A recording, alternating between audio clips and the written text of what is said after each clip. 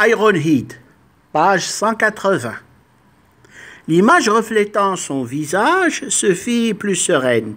Wilde promena son regard dans le lieu. Tout était ultra développé, une technologie fort avancée qu'il n'avait jamais vue de sa vie. Les deux personnages marchèrent le long d'un corridor. Des portes sous forme de sas s'ouvraient et se refermaient derrière eux. Wilde et Ironhead aboutirent sur une plateforme. Des êtres en uniforme s'affairaient autour d'étranges machines. Un écran monumental représentait la Terre et les mouvements de satellites. « Wilde, vous êtes avec le général Stevenson la seule personne à connaître notre existence, dit Ironhead. N'y a-t-il vraiment pas d'autres? Des personnalités choisies dans le monde, reprit Ironhead. Une salle fermée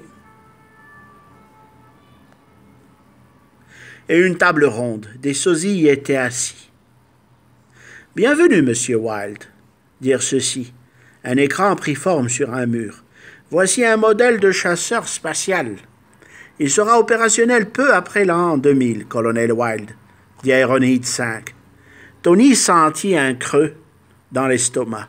Vous n'auriez pas un sandwich par hasard, dit celui-ci. Prenez ces cachets avec de l'eau, ils sont énergétiques. L'étrange personnage tendit des pilules de sa main droite et un petit sac en plastique transparent empli d'eau. Wilde avala les comprimés et, déchirant le petit sac, but l'eau d'un violent mouvement de succion. Sa faim disparut. Wilde, après une minute, se sentit mieux. Ironhead 4 se lança dans une explication détaillée. « Nous sommes venus du fin fond sidéral pour vous développer.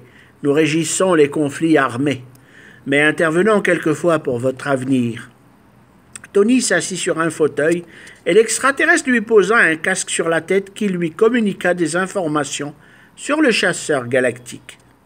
À sa grande stupeur, des images défilaient dans son esprit expliquant le fonctionnement du chasseur spatial. Il s'endormit peu après. Quand il fut réveillé, Wilde était déjà en route pour la Terre, à bord de la soucoupe qu'il avait enlevée. Une sensation de vitesse intense. Au bout d'un temps indéfini, Wilde se retrouva assis sur le sol à l'endroit même de son départ. Le colonel marcha longtemps, songeant à son incroyable aventure. Il rejoignit la villa à bord d'un taxi qu'il paya le plus normalement du monde, refusant de parler de ce qu'il avait vécu. Le lendemain, Wilde prit un billet pour Los Angeles, dans un vol de l'American Airlines.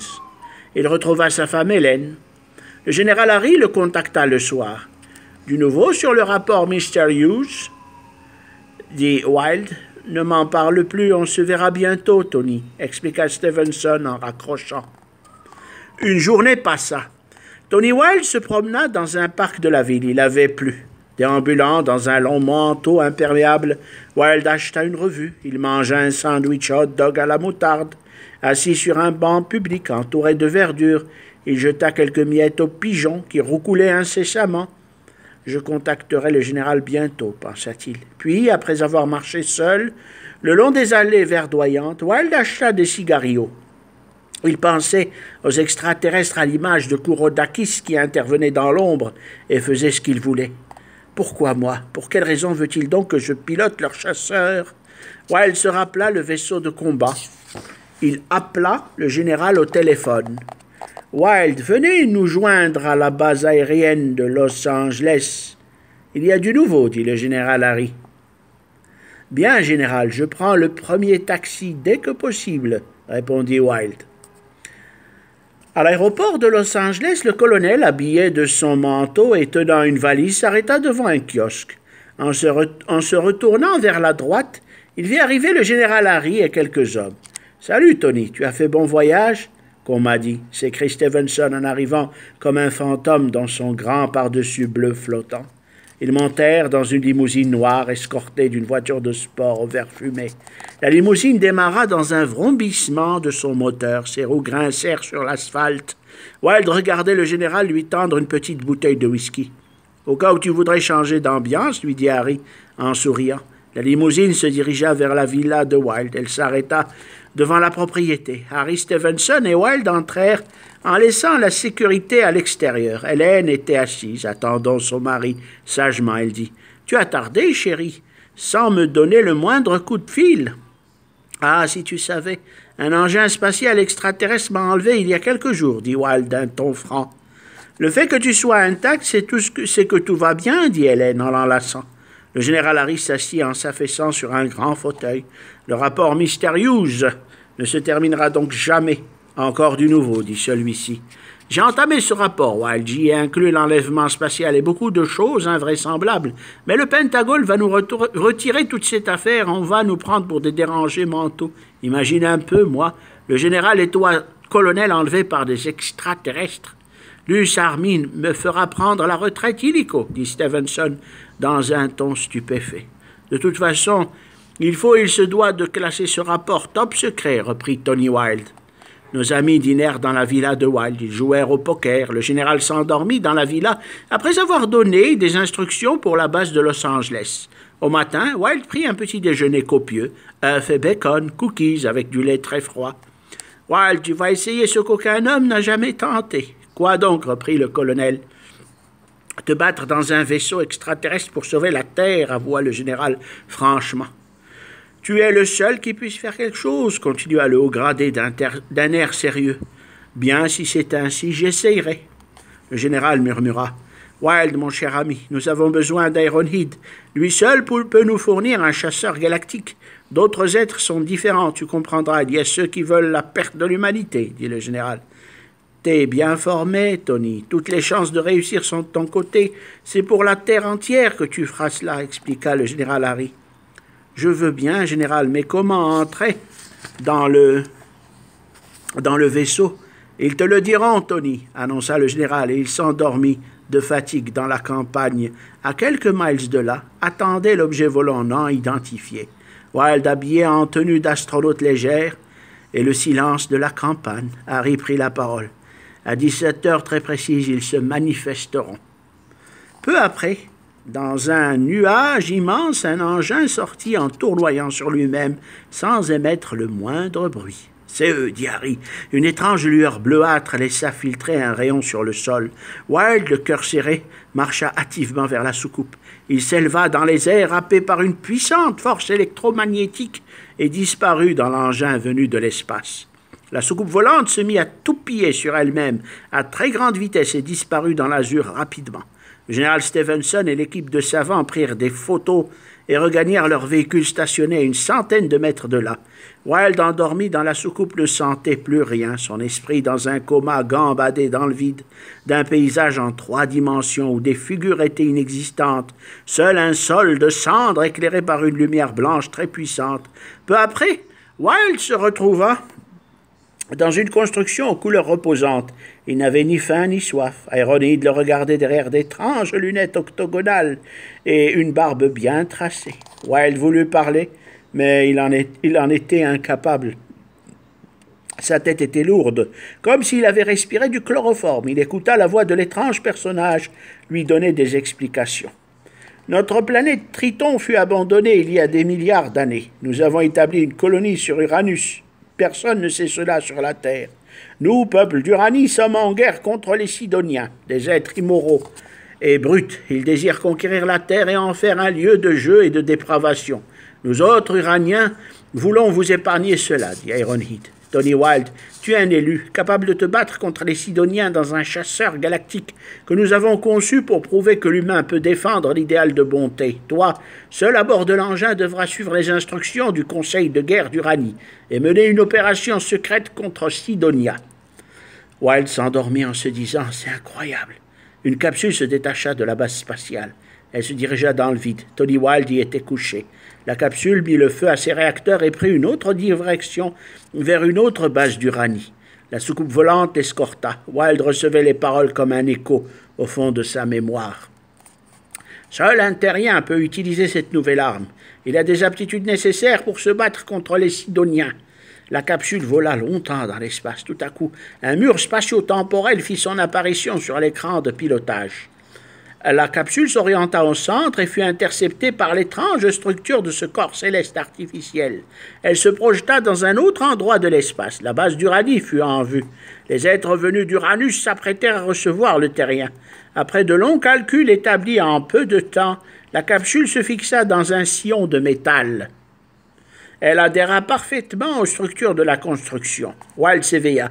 À sa grande stupeur, des êtres au visage identique, couleur de mercure, s'occupaient de sa personne. Un être prit le visage d'Aéronide. « Bienvenue, nous sommes vos alliés, terriens, clama-t-il dans une voix reposante. L'extraterrestre indiqua à Wilde un écran. « Ceci est le futur prototype de chasseur de guerre contre Sidonia, et vous allez le piloter. » dit l'Uranien. Wilde prit un air interrogateur. « Soyez sans crainte, il se conduit comme un simple jeu électronique, » expliqua l'être de l'espace. Peu après, Wilde s'installa dans la cabine. Un cockpit simple, revêtant un casque, la voix de l'Uranien retentit au fond de sa mémoire. « Vous serez propulsé dans quelque temps dans une zone de guerre, Wilde. » L'engin alluma ses puissants réacteurs. Wilde prit le contrôle total de l'engin. Le radar indiqua des spots. Wilde activa le canon à rayon destructeur et au bout de quelques minutes se jeta dans la bataille. Les Sidoniens furent surpris de voir cette arme qu'ils crurent d'abord archaïque. Wilde était bien entraîné. En peu de temps, il réussit à détruire plusieurs vaisseaux sidoniens. Il mit la déroute dans le secteur de combat, dont une partie de l'espace fut reprise grâce à ses prouesses. Le chasseur revint à la base de lancement. Les Sidoniens ont reculé de la zone initiale, Wilde. Toutes nos félicitations, lui adressa un Uranien. La soucoupe volante le ramena sur Terre dans le désert de l'Arizona de nuit. Une limousine noire stationnée sur une route secondaire attendait. Wilde, en combinaison spatiale, descendit de l'OVNI, qui décolla rapidement sans le moindre son. Le général Harry, les yeux pleins de joie, le salua au garde à vous. « Mes félicitations, colonel Wilde, je suis content de vous. Vous avez réussi l'exploit. Wilde, cette mystérieuse organisation est puissante. Prenez donc des vacances, vous les méritez franchement. » La limousine noire roula dans la nuit sur l'asphalte vers une base militaire secrète. « Tony, sacré nom d'un chien, vous leur avez foutu une de ces déroutes, dit le général. »« Hélène va-t-elle bien » demanda Tony. « Super, elle vous attend, Cigario ?»« Non, pas en revenant de l'espace. C'est vrai, il vous faut du temps pour vous habituer à l'atmosphère terrestre, » reprit le général. « Sacré Tony, vous avez tourné une nouvelle page de la conquête spatiale, » continua celui-ci. La limousine roula pendant des heures à grande vitesse. Elle s'arrêta à la porte de la base aérienne. Chapitre 8. Uranien et Sidonien. « Wilde, nous avons eu l'ordre de vous diriger vers Los Angeles. Vous prendrez place à bord d'un avion SR-71, mais ce vol est ultra secret. Cet appareil n'est plus en service depuis l'année 90. Une clause spéciale de la juridiction de l'air a été remise en validité pour certaines raisons, » dit le général Harry Stevenson. Puis nos amis se divertirent quelques heures dans la salle des pilotes, mangeant des sandwichs et buvant de la bière fraîche. La NASA a besoin d'hommes tels que vous, Wilde, pour des projets de colonisation de la Lune. Mais n'en parlons pas maintenant, dit le général. Harry mit un pardessus bleu et alluma l'écran d'un projecteur associé à un ordinateur. Wilde, le rapport Mysterious est abandonné au profit d'un autre nom, Colony, dit le général d'un ton sec. L'Organisation des Nations Unies s'est associée pour coloniser la Lune. Une station internationale est en projet. L'officier supérieur indiqua l'emplacement sur une carte de la Lune en plein milieu d'un cirque. « Hipparch est le nom de cette future station, » dit celui-ci en indiquant l'endroit. « De nouvelles navettes spatiales verront le jour bientôt. Celles-ci pourront atteindre la Lune, s'y poser et même en revenir, » reprit le général. « Coloniser la Lune, général » demanda Wilde. « Oui, regardez, Wilde, cette maquette est un projet extraordinaire. Des données de la NASA ont émis l'hypothèse que nous pourrons créer de l'eau sur la Lune, de l'eau et de l'oxygène indispensables à toute vie. La station lunaire aura l'aspect d'un village et des navettes s'y feront à partir de la Terre, » commenta le général. Un film expliqua les missions et les trajets des navettes dans le sens Terre-Lune. Wilde put voir les drapeaux de plusieurs nations associées au projet. Il put aussi admirer la conception des nouvelles navettes, plus spacieuses, plus fiables et plus puissantes. Wilde prit congé du général et alla passer quelques jours à Hawaï avec sa femme Hélène. Ils prirent une chambre d'hôtel non loin de la plage, barbecue et sérénade de guitare. Un repos bien mérité. « Chérie, j'attends le coup de fil du général, il y a peut-être du nouveau, » dit Wilde. Elle lui tendit un portable. Wilde saisit l'appareil et le posa à côté de lui. Il faisait un temps radieux. Pas un vent ne troublait la surface de l'eau, aussi claire qu'une immense fontaine. Après une dizaine de minutes, le portable sonna. « Tony Wilde, c'est Max Peter qui vous parle du nouveau dans l'affaire Kourotakis. Ah bon, et quoi donc demanda Wilde. Yanis Kourotakis est innocent. Il n'a jamais tué quiconque, dit Peter. Vraiment? Exact, reprit le détective. Je sais cela, Peter, merci. Wilde raccrocha et but son cocktail de fruits, un pina colada. Puis il saisit sa femme entre ses bras, et voyant que la plage était déserte, il l'embrassa longuement à l'ombre du parasol et des regards indiscrets. Harry contacta Wilde 20 jours après. « Tony, j'ai besoin de te rencontrer. Viens donc me voir dès que tu pourras. Je suis à l'hôtel Cleverton, au 8 avenue près de la cour de justice. À bientôt, Tony. » Wilde s'habilla léger et se munit d'une arme discrète qu'il plaça dans un holster. Il prit place à bord de son automobile, une Ford dernier modèle de couleur bleu métallisé. Il faisait beau ce jour-là à Los Angeles. Wilde contacta sa femme. « Hélène, chérie, je te salue. Je vais être absent quelques jours. » En soucoupe, le voyage à Hawaï-Los Angeles n'avait duré que 10 minutes. L'automobile s'arrêta devant le Cleverton, un tout nouveau 5 étoiles. Wilde entra. Devant lui attendait le général Harry, habillé de son éternel pardessus bleu pétrole. Il fumait tout tranquillement un petit cigarillo. Wilde scruta les lieux. Il salua le général. « Tony, ça va ?» questionna le général Harry. « Et vous, ça va ?» répondit Wilde. « Sacrée tête d'alligator, Tony, tu as l'air d'aller bien. » Écoute-moi, le lieutenant de police Brighton va nous rejoindre dans quelques instants. Il s'agit de faire une descente dans la rue d'en face. T'es dealer de grande taille, Tony. Il fut rejoint par un homme de petite taille, au très fin, mais à l'allure rude. L'homme était en uniforme, il les salua. Il s'assit flegmatiquement et désigna une petite valise, un sac gris. Précisément. « Nous avons trouvé quelque chose dans ce sac, Tony, » dit le général, et il se leva rapidement, faisant signe à Brighton de le suivre. Le lieutenant se mit debout et se dirigea vers la sortie de l'hôtel. Wilde fit de même. Les 3 hommes entrèrent dans la maison où se cachaient les trafiquants de drogue. « Les mains en l'air, tous !» cria Stevenson. Les 3 hommes levèrent leurs mains, sauf un parmi eux qui se jeta sur une mitraillette avec vivacité.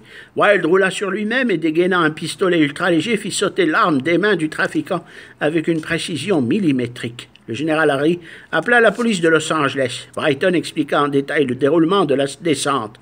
Au bureau fédéral, Wilde rédigea un rapport clair et précis. Les 3 hommes étaient des narcotrafiquants. Ils cherchaient à écouler le sac d'héroïne en petits sachets de poudre blanche. Ce qui avait éveillé l'attention du général, c'était la photo de la femme assassinée, à la photo de Karla Rudowski, seule victime de l'affaire Kourotakis.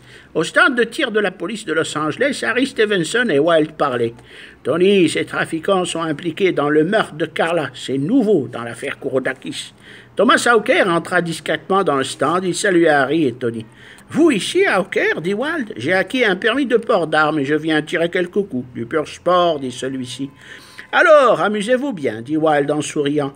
Harry parla imperturbablement à Tony. « Brighton se charge de cette affaire, Tony. Nous y avons mis le nez parce qu'il y a eu l'indice